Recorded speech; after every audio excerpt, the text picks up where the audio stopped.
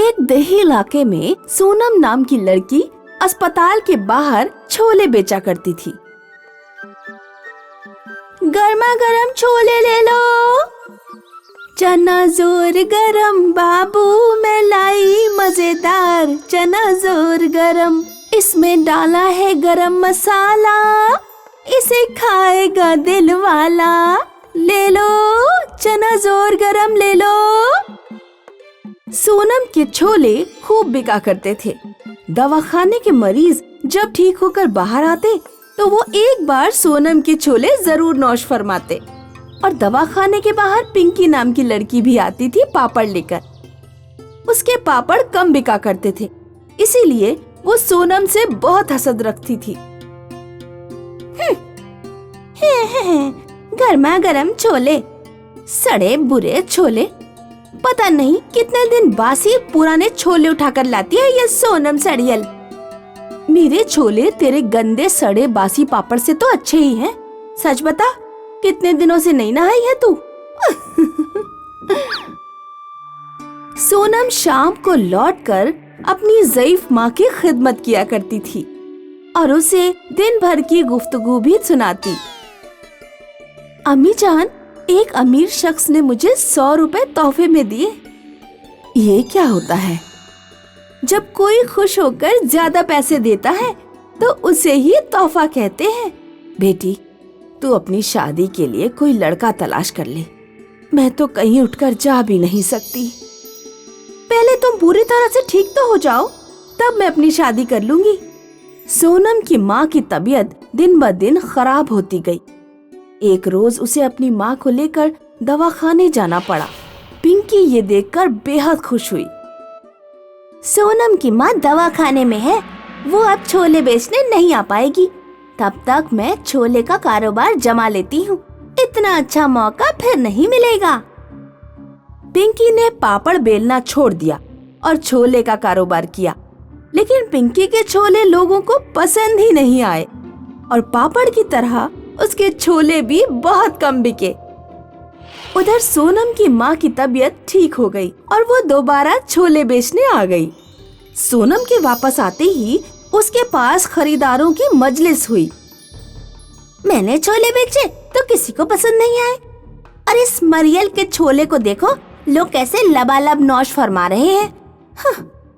इसे और इसके कारोबारी लोगों को मजा चखाना होगा। पिंकी चुपके चुपके सोनम पर नजर रखने लगी। एक रोज जब सोनम अपने छोले की टोकरी बाहर रखकर बैतूल खला गई तो पिंकी ने उसकी टोकरी में खुजली की दवा मिला दी। उस शाम जिसने भी छोले नौश फरमाए वो खुजली में मुब्तला हो गया।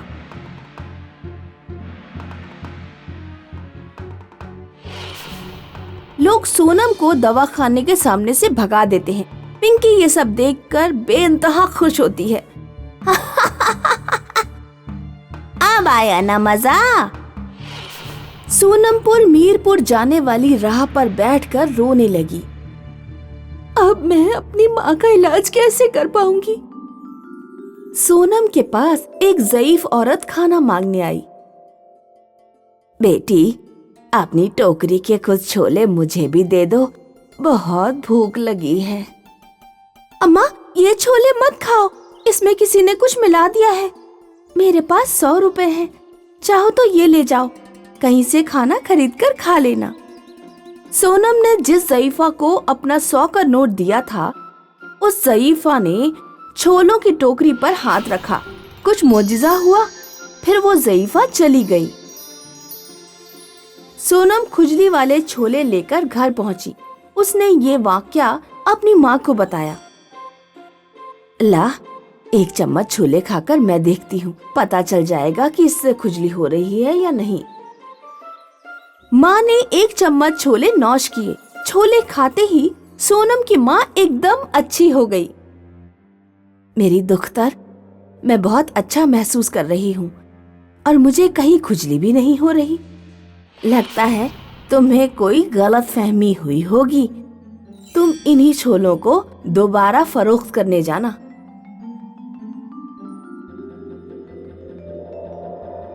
सोनम अगले दिन ही छोले लेकर दवाखाने के सामने पहुंची।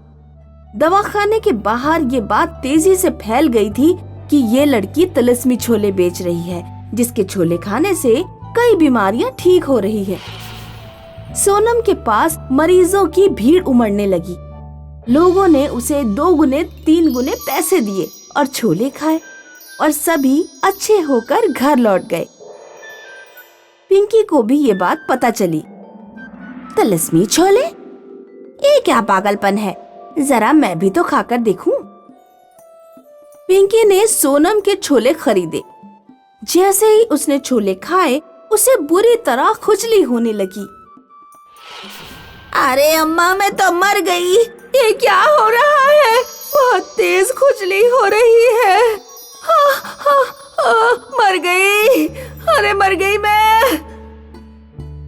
सोनम ने देखा कि वो ज़ईफा, जिसे उसने 100 का नोट दिया था, दूर खड़ी मुस्कुरा रही है। सोनम समझ गई कि तिलिस्मी छोले वो ज़ईफा का कमाल है। ज़ईफ औरत पिंकी के पास गई और बोली, क्या अब भी तुम किसी दूसरे के सामान में उल्टी सीधी चीज तो नहीं मिलाओगी? अगर तुम वादा करो तो मैं तुम्हारी खुजली ठीक कर दूंगी। हाँ, जी, मैं वादा करती हूँ, मेरी खुजली जल्दी से ठीक कर दीजिए। आगे से कोई शरारत नहीं करूंगी मैं, सच में। ज़ईफ औरत पिंकी को ठीक कर देती है और गायब हो जाती है। कहते हैं कि सोने में दौलत होती है, ये किसी की जिंदगी संवार देती है तो किसी की बर्बाद भी कर देती है। आइए सुनते हैं इसी मुहावरे को सच साबित करने वाला एक अफसाना। एक देही इलाके की एक लड़की देही इलाके में अपनी माँ के साथ रहती थी। अपने शौहर के अचानक मरने के बाद बबली की माँ बबली को लेकर अपने भाई अमन सिंह के यहाँ सफर एहतमाम करती है। ले बबली, 2-4 कपड़े और धो दे, फिर खाना नौश फरमा लेना। मामी जान, मैं पहले ही 10 कपड़े धो चुकी हूँ और आप पूरी गठरी फिर ले आई हैं। मेरे हाथों में दर्द हो रहा है। ओहो, खाना खाते वक्त पेट में दर्द नहीं होता और कपड़े धोते वक्त हाथ दर्द करने लगे। माँ बेटी को बिल्कुल मुफ्त का खाना खाने को चाहिए, काम के ना काज के, दुश्मन अनाज के। क्या हुआ भाभी जान, आप हमेशा मेरी दुख्तर को तंज कसती रहती हैं। चल बबली, पहले खाना खा ले, सहर से भूखी है। बचे हुए कपड़े शाम को धो लेना। मुमानी का खून खौल जाता है। बबली की मुमानी को बबली और उसकी माँ नागवार गुजरती थी। वो किसी तरह से इन दोनों से निजात पाना चाहती थी। शाम को जब खाना बनाते वक्त बबली मुंह धोने चली गई तो मुमानी चुपके से रसोई में घुसती है और सब्जी में ढेर सारी मिर्च डाल देती है। थोड़ी देर में उनके मामू जान और उनका भाई नौकरी से लौट आए और खाना नौश फरमाने लगे। ये खाना आज किसने बनाया है? इस कहर जद मिर्ची डाली जाती है क्या? तुम्हारी भांजी ने बनाया है। आज जब मैंने बबली से 2-4 कपड़े धोने के लिए कह दिया था तो तुम्हारी बहन मुझ पर ऐसे चिल्लाई जैसे मुझे खा जाएगी। आज खाने में मिर्ची डाली है, कल ना जाने क्या क्या डालेगी। मैं तो कहती हूँ बाहर कर दो इन दोनों को, हमारे सर से ये बोझ तो उतारो। बबली के मामा जान अपनी बीवी के बहकावे में आ जाते हैं। तुम दोनों लोग इस घर से बाहर निकल जाओ, हमारे अपने बहुत अखराजात हैं, हम तुम्हारा खर्च नहीं उठा पाएंगे। लेकिन भाईजान, हम कहाँ जाएंगे? कहीं भी जाओ, मैं नहीं जानता, लेकिन यहाँ से निकल जाओ। इस घर से मेरी बहुत सी यादें जुड़ी हुई हैं। माँ का वो चाकू, वो पुरानी कुटिया। आप मुझसे ये घर छोड़ने के लिए क्यों कह रहे हैं? ये लो माँ का पुराना चाकू, ले जाओ। हम इसका इस्तेमाल नहीं करते और पुराने ख्यालों के सहारे ही जिंदगी गुजार लेना। यहाँ से निकल जाओ। बबली की माँ और बबली शब में ही कपड़ों की पोटली लेकर दूसरे सफर पर निकल पड़ते हैं। अम्मी जान, अब हम कहाँ जाएंगे? बचपन में मेरी एक लीला नाम की अजीज दोस्त थी। उसका ससुराल शायद 5 मील दूर मीरपुर देही इलाके में है। उसी के पास चलते हैं बेटा। लेकिन मालूम नहीं कि वो मुझे पहचानेगी या नहीं। अल्लाह जाने, बहुत वक्त गुजर चुका है। माँ बेटी कुछ दूर तक चलते रहे। जब थक गए तो एक पत्थर के साए में सो गए। सहर होने पर बबली को बहुत जोर से भूख लगी। माँ, बहुत शदीद भूख लगी है। वो देख, सामने एक आम का पेड़ है, उस पर कच्चे आम लगे हैं। वहीं से कुछ आम तोड़ ला। बबली दरख्त पर चढ़कर कच्चे आम तोड़ लेती है। जैसे ही वो चाकू से आम को काटती है, आम सोने का बन जाता है। ये क्या हुआ माँ? लगता है आपकी माँ के चाकू में कोई तिलिस्मी शय है। हमारे पास सोना तो आ गया, लेकिन ये जगह रहने लायक नहीं है। हमें मीरपुर ही चलना चाहिए। बबली और उसकी माँ मीरपुर पहुंचकर सोने को फरोख्त करते हैं और एक बड़ा सा घर खरीद लेते हैं। बबली की माँ हाथों हाथ बबली की शादी कर देती है। वो बबली को ससुराल नहीं भेजती।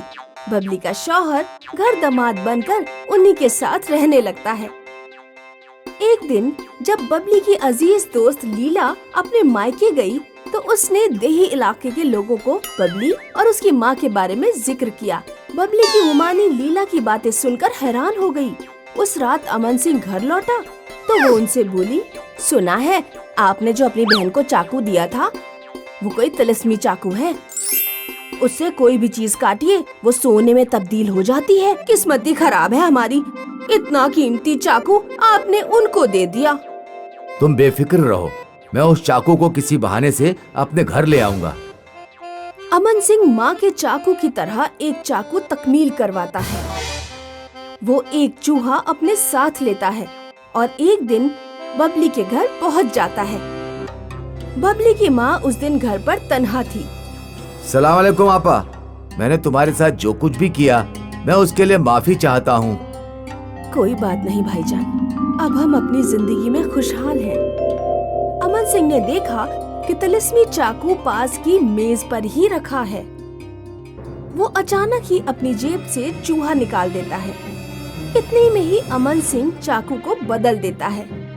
अरे अरे अरे, मुझे माफ करना, पता नहीं चूहा मेरी जेब में कहाँ से आ गया। शायद रास्ते में घुस गया होगा। अच्छा आपा, अब मैं चलता हूँ। इस तरह फरेब से अमन सिंह तिलिस्मी चाकू को लेकर अपने घर पहुँचता है। वो तिलिस्मी चाकू से ढेर सारा सोना दस्तयाब करता है। ज्यादा दौलत आने की वजह से अमन सिंह का बेटा बर्बाद हो जाता है। वो लोग जल्दी ही बहुत ही दौलतमंद बन जाते हैं। वो जुआ, शराब और मस्तीखोरी में मुब्तला हो जाते हैं। एक दिन विनोद जब अपने घर लौटा तो अमन सिंह उससे बोला, विनोद, ये कोई घर आने का वक्त है? तुम बहुत पैसे बर्बाद करने लगे हो और अपनी हालत तो देखो जरा। जब घर में सोना देने वाला चाकू है तो मैं पैसे की फिक्र क्यों करूं? लाओ चाकू मुझे दीजिए, मुझे और सोना चाहिए। तुम्हें चाकू नहीं मिलेगा और कल से तुम कहीं भी नहीं जाओगे। बाबा जान, मुझसे बहस मत करिए, चाकू मुझे दीजिए। नहीं दूंगा। अमन सिंह और विनोद चाकू के लिए आपस में ही लड़ जाते हैं। गलती से चाकू विनोद के पेट में चला जाता है। चाकू घुसते ही विनोद सोने का बन जाता है।